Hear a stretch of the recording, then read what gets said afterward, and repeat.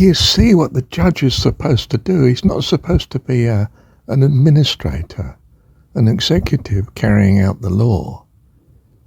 He's meant to be what in law was called equity. He had an equal balance of wisdom. He knew the generality of law had its faults if you applied it to the letter. So, the law is very good in that it says, well, if you do so and so, this is going to be the consequence. And that might steer you in the right direction. It was an imposition. But there are times when the imposition shouldn't be there. Why? Well, because you repented, for goodness sake. He's a transformed man. He wishes to God he'd never done this, whatever it was, killed this person. So, in equity, in judgment, assuming I get the judgment right, that I am right, and that's a big assumption, of course, I let him off. Or I greatly reduce the sentence, because it's not appropriate. It's not a case that he needs beating over the head. It's a case that he needs opportunity now to live the fullness of life that he's determined to live. So there's parole. Parole is equity, you see. You come up before the parole board and they say, well, I don't think we need to keep you here. I mean, you seem to be a good chap now. Look, we'll put you out on parole. Don't make any mistakes, for goodness sake. Try and have a good record, mate. And when we see you and, it comes up for the board, before the board again, we want to see that you've done well. All right, you may not do perfectly well, but we want to be assured that you're going the right way. Bless you. Do you see, equity? It was the king in medieval times coming down to the local level of the lord of the manor who imposed his law, the king's law, of course, because he's only got the land. He doesn't own the land. He has the freehold use of the land because he's subject to the king. And so the king comes down and makes sure that the Lord is carrying things out as the king would like, which is not the local lord's law entirely. The king has got a more perfect view of his own values than the Lord has. So the travelling judges make decisions. They take appeals. They're an appeal, you see, an appeal court. I mean, it was a noble system, wasn't it? And I mean that in the right sense of noble. It was with good intention, isn't it, of the Lord, of the king, sorry. So, that's what the judge is supposed to be. He's not simply a court of law. It may be a court of law, but I am a judge. I have been given the supreme right of making what I think is right. Why? Because the authority that gives me this power trusts my judgment. And okay, I'm not God. I'm human. There will be times when I make mistakes. But it's a great improvement on the system that I have the freedom to judge. So we try to choose judges that are noble, reliable, honourable, not in the sense of I am going to enforce this law come what may, because it's the law, but because I have, the spirit of the king. But the king in this case is understood to be God. Do you see? because the king is noble, ideally. So the judge has his freedom to act. He's such a trustee, if you like. I don't know if that's the right word now. Might have bad connotations. But he's such a reliable one with the king that he can exercise the king's freedom of decision-making to achieve what he truly values. Which, if he's a noble king, of course, he truly values, ideally, what God values. You see, equity then is the concept of behind true judgment, the judge, his role.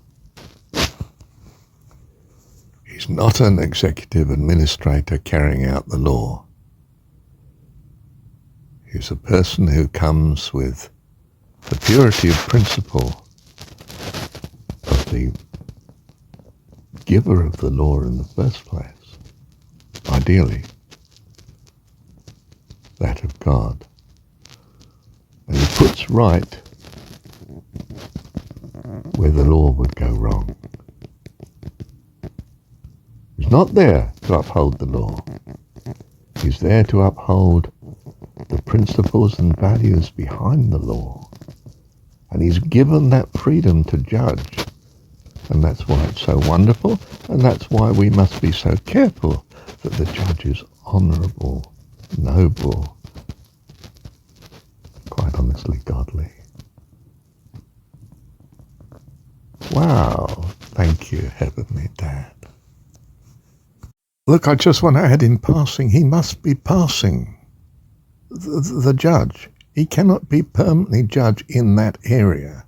He becomes part of the culture, local culture and system, and he gets subject to the pressures of the Lord and other power holders in that area. He's a travelling justice, and we've lost that, haven't we? Well, you could say we can all travel up to the High Court now, and the judge is, if you like, near the king anyway. I mean, I'm thinking in medieval sense, because we got that sort of technology of transport, and I don't have to go off around the country, spend 3 months just travelling through Essex alone. I mean, goodness gracious, I can cover the whole of the country with a Zoom meeting.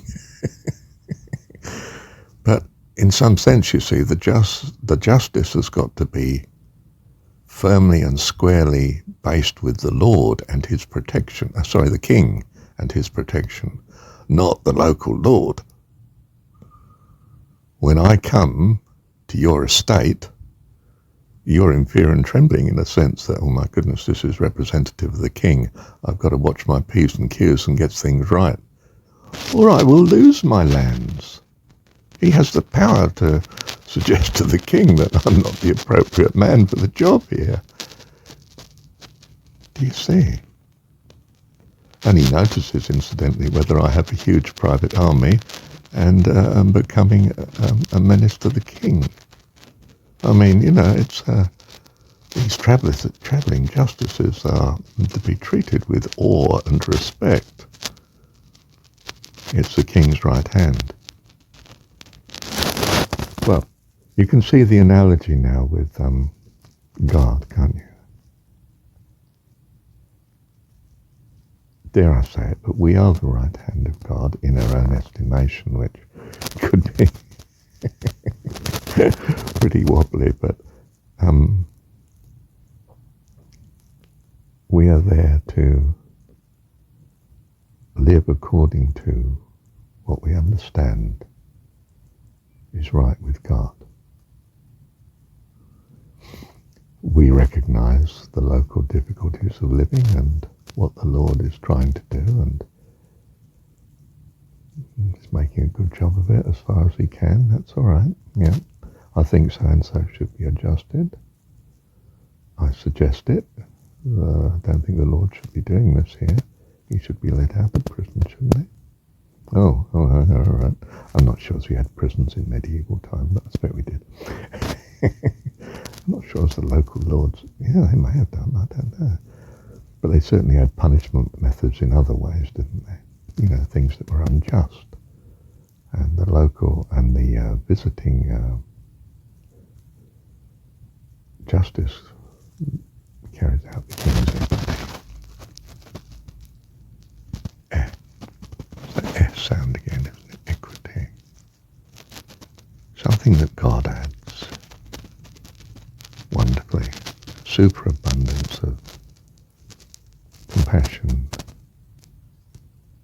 grace, mercy of the King.